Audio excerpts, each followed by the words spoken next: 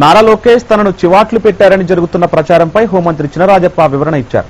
తనను లోకేష్ ఏమీ అనలేదన్నారు. వైసీపీ నాయకులు కావాలనే సోషల్ మీడియా ద్వారా తప్పుడు ప్రచారం చేస్తున్నారన్నారు. ఇలాంటి తప్పుడు ప్రచారాలని మానుకోకపోతే తీవ్ర పరిణామాలుంటాయని హెచ్చరించారు చినరాజప్ప. ప్రాజెక్టులు జరుగుతున్నాయి. కరువు రైతు రాష్ట్రంగా చేయడానికి చంద్రబాబు నాయుడు కృషి చేస్తున్నాడు. సంక్షేమ కార్యక్రమ రైతు రుణమాఫీ కానీ డ్వాక్రా రుణమాఫీ కానీ కూడా పూర్తి చేస్తున్నాం.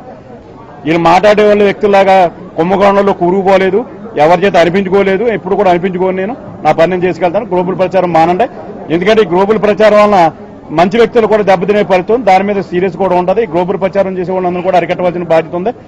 దీని మీద ఎందుకు జరిగింది, ఎవరు చేశారు, ఏంటన్నది కూడా ఎంక్వైరీ చేయించి దీని మీద చేయవలసిన అవసరం ఉంది. ఎందుకంటే తప్పుడు ప్రచారం చేస్తే ఖండించవలసిన అవసరం ఉంది కనుక ఖండించను. నేను ఎందుకు ఎప్పుడు కూడా నేను ఎవరి చేత అనిపించుకునే పరిస్థితి నన్ను కూడా అనరు ఎవడో కూడా.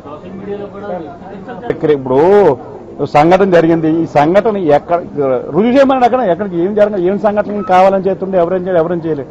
సోషల్ మీడియా కూడా ఇష్టం వచ్చినట్టు అది వాస్తవా కాదా అన్నది సోషల్ మీడియాలో కూడా ఈ పంపే వాళ్ళందరికీ కూడా దాని కూడా వ్యక్తిగతంగా వాళ్ళకు కూడా ఉండాలి.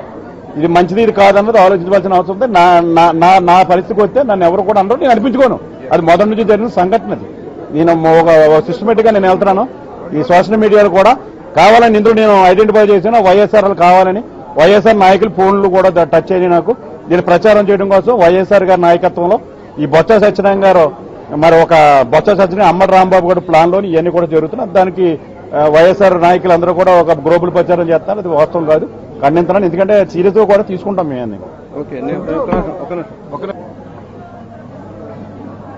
కొంతమంది నాయకుల్ని ఎర్రగడ్డ మెంటల్ హాస్పిటల్లోనో విశాఖపట్నం మెంటల్ హాస్పిటల్లో చేర్చాల్సిన పరిస్థితిలో ఉన్నారు. పదవులు కోల్పోయారు, ఉన్నన్నాళ్ళు అనుభవించారు. ప్రజా సమస్యల గురించి పట్టించుకోలేదు, కుల సమస్యలు పట్టించుకోలేదు. ఇప్పుడు కులం గుర్తుకొస్తా ఉంది. వీళ్ల స్వార్థం కోసం, వీళ్ల రాజకీయ ప్రయోజనాల కోసం ఈ తీసేసిన తహసీల్దారులంతా ఏకమై పోరాటం చేద్దాం అనుకుంటున్నారు. అది అయ్యేది కాదు. నెంబర్ 1. పతనం అయిపోయిన రాజకీయ నాయకులు మరో విధానంలో వెళ్తున్నారు. వీళ్ళకి సిగ్గు రాదు. ఇంకా వీళ్ళ జన్మలో మళ్ళీ అవకాశాలు రావు.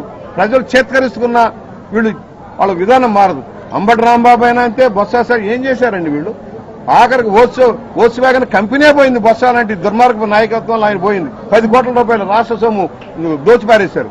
వీళ్ళ మాట్లాడారు.